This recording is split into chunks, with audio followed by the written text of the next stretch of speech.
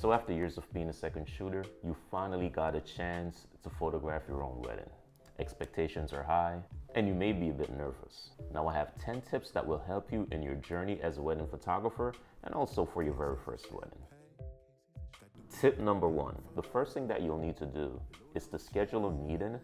I usually do a Zoom meeting so I could talk to them one-on-one, understand their expectations, and talk about their vision. You'll need to understand that some brides have been planning their wedding for years, and that's extremely important to know and also for you to get it right. Now, this meeting is also good to set proper expectations that aligns with their vision and what's realistic. As wedding photographers, we should always remember they're dependent on us to capture their wedding day. It's by far one of the most important days of their life, and having a solid plan helps. Tip number 2, create your timeline. This is probably the most important thing to have on the wedding day as a photographer. Do not, I repeat, do not try to go and shoot a wedding without a timeline. You're setting yourself up for failure. A timeline helps to keep you focused. Think of it as the blueprint throughout the entirety of the day. Now, while a wedding planner will have a timeline, I don't want you to be dependent on that. In most of my weddings, I'm responsible for all the activities that happen before the ceremony. That includes the first look, bridal party shots, bride and groom portraits. You'll need to have your timeline to make sure that you're sticking to the plan, sticking to the schedule, and everything is running smoothly. And planning a timeline I usually do with the couple, and I usually go over that in that initial meeting that we have before the wedding. Tip number 3, now get your poses locked in before the wedding day. Hear me out. Not every bride and groom are the same. Understanding how to pose your couple is going to be critical. Now, while every wedding photographer wants the couple to have a slim physique, you know, where the groom is tall and handsome, the bride is shorter and beautiful, understand, it's not realistic in all cases. It is what it is. Now, while some poses work on people that are more slender and built, you will have couples that are going to be on the chubbier side of things. And understanding how to pose them really separates the amateur from the professional. Now, they hire you, the pro, you are the professional. They know that they aren't models, but you having that knowledge and experience and teaching them how to pose, it's really what they're dependent on. The ball is in your court. It's up to you to make sure that you get them in the best light. Having multiple cameras. Listen, don't be a one-gun Gary. Make sure that you have a second body for when you're shooting the wedding. I've been doing this for over 10 years, and I've had cameras that failed on me during the wedding day. There's no redos, there's no do-overs. It is what it is. Make sure you have a second body. I don't care if you gotta beg, borrow, or steal. If the budget is tight, you borrow or you rent one. I don't care what it takes. Just make sure that you have one before you shoot a wedding. Make sure that you arrive on time. Now, if your day starts at 1, don't show up at 1. Try to get there at least an hour or 30 minutes before your actual start time. Trust me, the anxiety that it gives you arriving just on time, it's not worth it. I've been there a couple of times and it's really not a good feeling. It's not a good way to start your day. Recently, I've encountered a huge traffic that held me back like 40 minutes.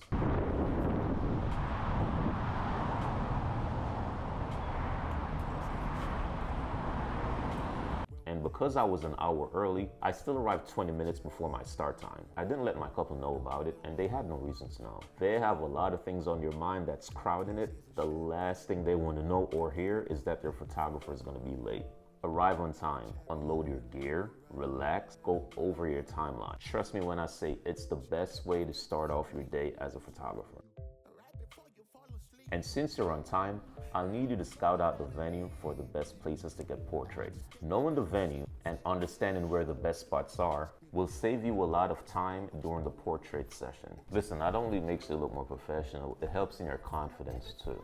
It helps bring a lot of trust, as the couple now know that you know your way around the venue and you know the best spots to go. Also, in most cases, we have a limited time to get these portraits done, and the last thing you want to do is to be guessing where to go for portraits. It's not a good look. So get familiar with the location. Wear comfortable shoes. Now, while dressing professional is key, Wearing comfortable shoes should never be overlooked. Listen, on a typical wedding day, you're standing 99% of the time for like 6 to 9 hours. 2 cameras strapped to your body, possibly a bag on your back. You're gonna need some form of comfort and different ways to protect your back at the end of the day. Get a pair of shoes with a soft sole. Trust and believe, you're gonna need it. You won't regret it. Now be confident. Confidence is king. I've said it before, the bride and the groom, they're dependent on you to capture their day and to produce beautiful photos. Now, if they see any lack of confidence in you, it's gonna affect the level of trust they have for you. If you're nervous, it will create some form of anxiety on your face, which will bring more anxiety for them. Now, if you're confident, if you're smiling a lot, that will give them a huge sense of relief, knowing that they've picked the right photographer to capture their wedding day. Now remember, on a wedding day, anxiety is the enemy for both you as a photographer and them as the couple. So before your day starts, get that confidence level up. It's been a long day and it's time for the reception. Pack a few protein bars and some snacks, all right? Some venues wait until the very last minute to feed the vendors. And that includes you as a photographer. Now, unfortunately, we can't control that, but you need to refuel. Now, usually what happens during the reception, if the bride and groom eats first, once they're done, they're gonna be walking around, talking and chatting with their guests. And there's opportunity for a lot of candid photos, lots of smiles, lots of hugs, and you really don't wanna miss that. It adds a lot of value to their album.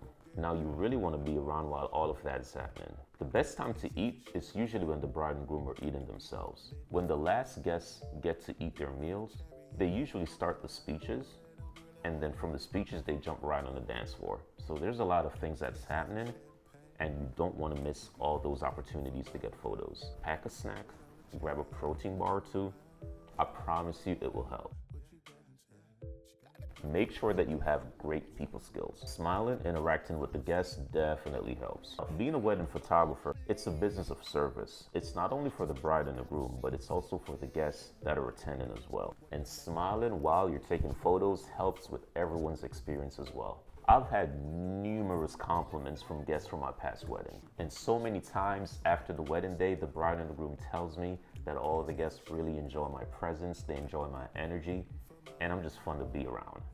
And that ties into the experience on the wedding day, knowing that they chose the right photographer. I'm never worried about the photos. I'm more so worried about the experience that everyone has being around me. It also helps with your reviews as well. These are my 10 tips for you as a first-time wedding photographer. Of course, there's many more.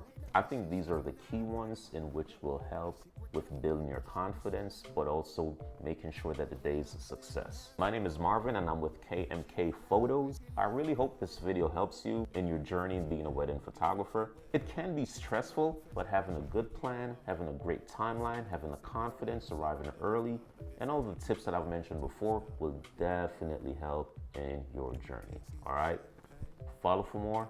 Have a wonderful day. Lick more.